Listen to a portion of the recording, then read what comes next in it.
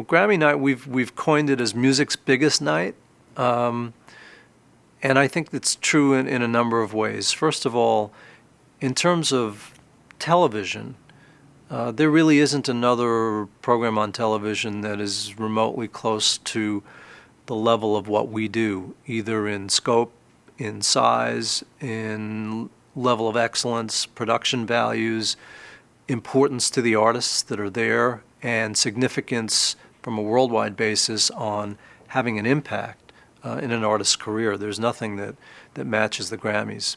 So, we employ more musicians. There's more lights and more bells and whistles for our show than for any other.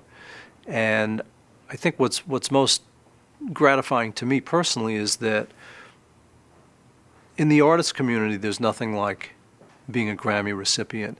If you'll notice, if you see a press release, if you see an obituary, if you see a notice about a review, if you see any reference to an artist who's either been nominated or has received a Grammy, it's always prefaced by Grammy Award winner or Grammy nominated artist Joe Blow or Jill Jones.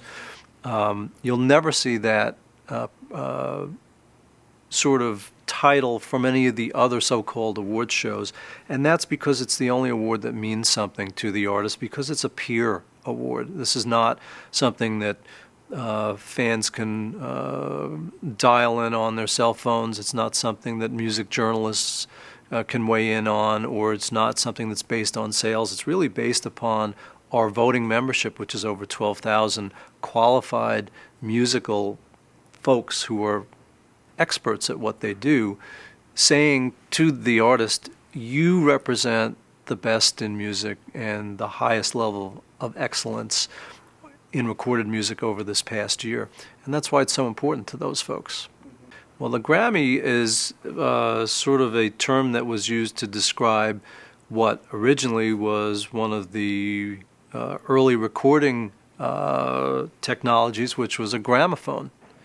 So the gramophone is a machine, and I have one up in the office, where you crank it up, and it's spring-based, and as you crank it, the turntable goes around, you place the needle, and the sound comes out of a big horn, and that's a gramophone. And there was actually a contest to name what the award would be, and Grammy was the winning name that was used, and we've been known as that ever since. So that's the derivation of the term. The organization started, and it's very interesting because we're gearing up now for a big milestone for our organization, which is in 2007. That will mark the 50th anniversary of the founding of the Academy, and in February of 2008 will mark the 50th Grammy show. So we're hard at work in pulling all the elements together for that. But the original concept of this was hatched by 5 fellows in the music industry having a dinner meeting at the Brown Derby down in Hollywood, and talking about trying to have an organization that recognized excellence in recorded music, similar to what had happened in the field of motion pictures. And out of that meeting came the beginning of the Recording Academy in 1957. And since then, obviously, we've grown enormously.